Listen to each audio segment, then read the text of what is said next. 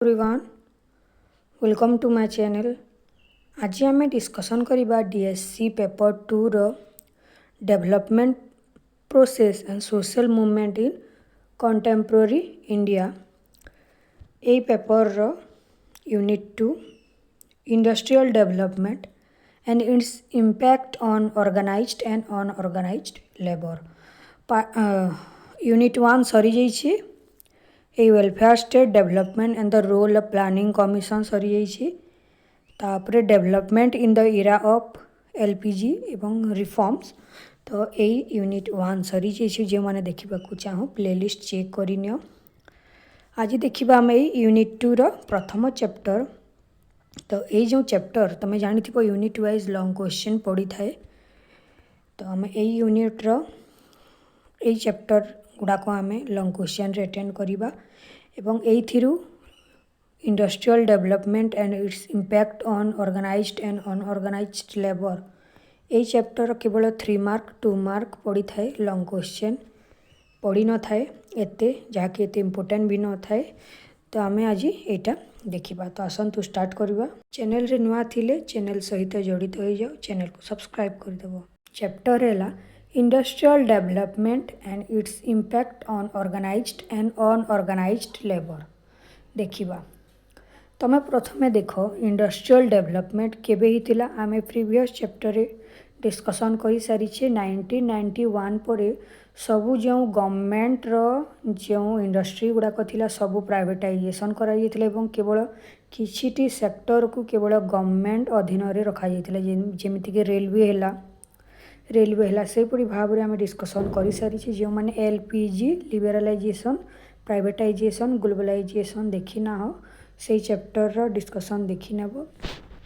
तो 1991 पर कौन है इंडस्ट्रियल डेवलपमेंट होगा बसिला। तो इंडस्ट्रियल डेवलपमेंट होगा द्वारा इंडस्ट्रीज गुड़िक अधिक इंडिया रे प्राइवेटाइजेशन होगा द्वारा कौन होता इंडस्ट्रियलाइजेशन रो कौन कौन इम्पैक्ट पड़ी आमर ऑर्गेनाइज्ड एवं अनऑर्गेनाइज्ड सेक्टर रे बा लेबर रे।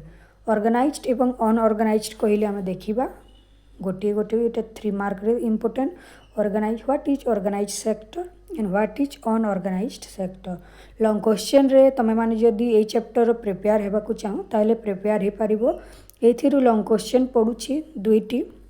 ए चैप्टर रे कोन discuss the difference between organised and unorganised labour और सेक्टर। आ गोटे क्वेश्चन पड़ुछि discuss the impact of industrial development on workers और लेबर। तुम मैंने लॉन्ग क्वेश्चन अटेंड कर। तो देखा किंतु तुम जेहेतु तुम जदि एटा तुम मैंने 3 मार्क 2 मार्क जदि बेसी प्रिपेयर हो बेसी भल। किंतु लॉन्ग क्वेश्चन तुमको जदि एटा सिंपल लगे लॉन्ग क्वेश्चन भी अटेंड कर। तो आसतु देखा there is a big difference between the organised and unorganised sector.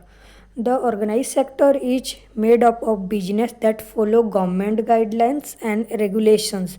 They are usually larger business with more resources. The unorganized sector on the other hand i.e. made of the small business that don't follow government guidelines. Organized sector कहले ओडिया रे तमे जानी थिबो। Organized sector से sector Gudi कहते जो sector कौन rules regulations government तैयारी करिबो एवं गाइडलाइंस गुड़िक से ऑर्गेनाइज सेक्टर फॉलो करेंगे। एवं अनऑर्गेनाइज सेक्टर होची सेटा जहाँकि गवर्नमेंट द्वारा रेगुलेट होई न थांती तांको अधीन रे आसी न थाए। देखिबा प्रथमे देखिबा ऑर्गेनाइज सेक्टर कहले कौन। The organise sector in India refers to licence organisations बोली कहा जाइते। आ गोटे ना कौन ऑर्गेनाइज सेक्टर लाइसेंस ऑर्गेनाइजेशन बोली मध्य कह that is those who are register and pay sales tax income tax etcetera. ये ऑर्गेनाइज सेक्टर माने इनकम टैक्स मध्य दे थांती। This come under the supervision of government रो अधीन रे आसी था। एवं यही ऑर्गेनाइज सेक्टर माने हेले they follow the rules and regulation factories act minimum wages act security of employment fixed working our paid leaves and paid for over time medical and housing benefit and pension. ये जो government रो organisation थाए ये कौन कौन rules थाए regulations ना factory act थाए minimum wages तांकु मिली थाए एम्प्लॉय मानंकु मिनिमम वेजेस मिली थाए तापर सिक्योरिटी ऑफ एम्प्लॉयमेंट अर्थात सरकारी चाकरी जदि जे कला ताले तांकु सिक्योरिटी तांकर जो जॉबटा रहिला गवर्नमेंट द्वारा सिक्योर करा जाइथे प्रोटेक्ट करा जाइथे गवर्नमेंट जॉब जेपरी गवर्नमेंट द्वारा प्रोटेक्ट करा जाइथे ता बुढ़ा हेबा पर्यंत तमे कार्य रे करि परिबो सेथिरे किंतु प्राइवेट सेक्टर मानंकरे तुमको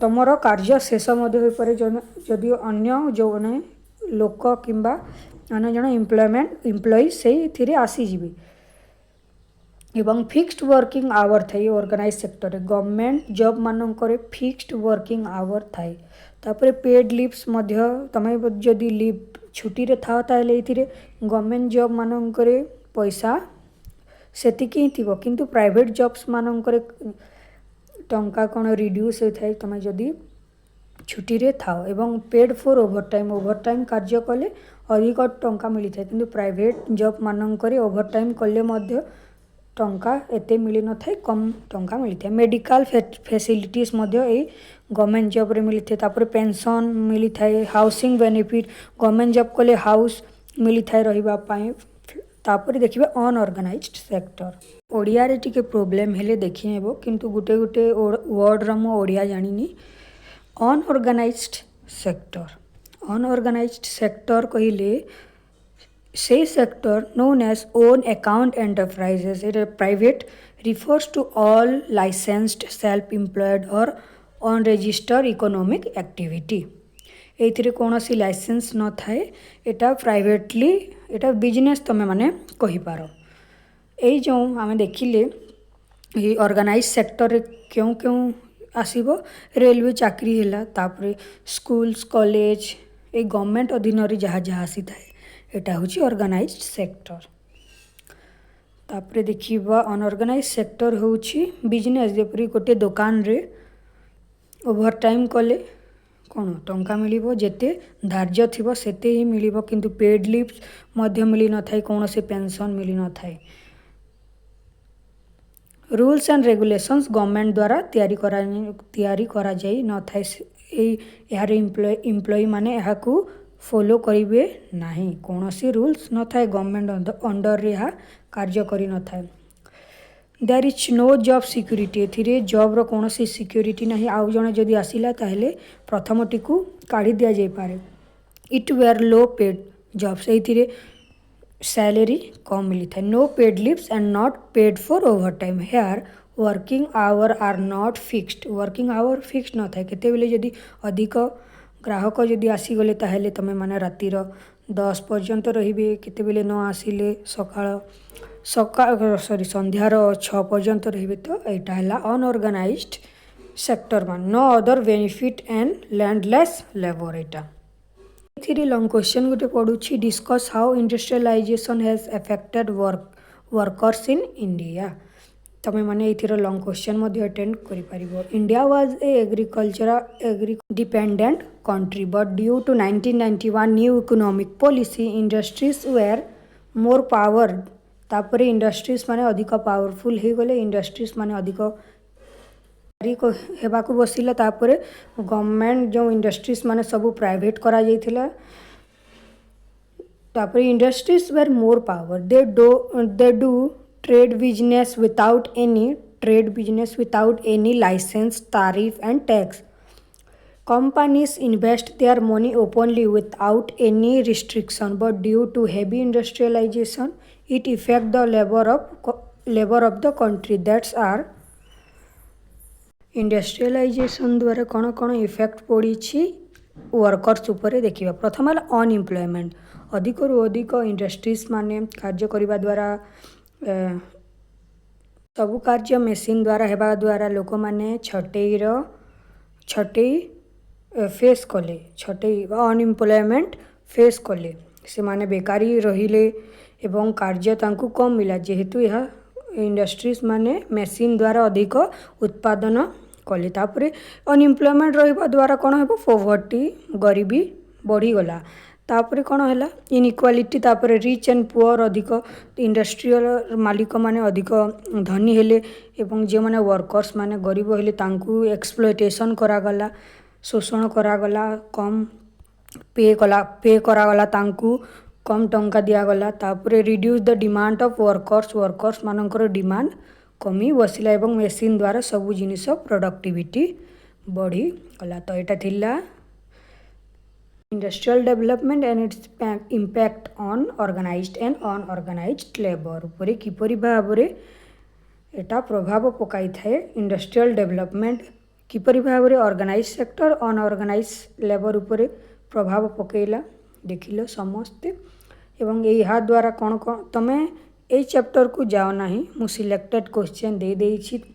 क्वेश्चन रे आसूची कौन कौन 3 मार्क रे ऑर्गेनाइज्ड सेक्टर कहले कौन अनऑर्गेनाइज्ड सेक्टर बा लेबर कहले कौन 3 मार्क 2 मार्क रे लॉन्ग क्वेश्चन रे तो कहीदेली दुईटी डिस्कसन मध्य कले ताकू तुम मैंने वर्णना करिकी लिखिनेब। नेक्स्ट चैप्टर रे आमे देखिबा इटा agricultural development and agrarian crisis land reforms and green revolution most important chapter अटे।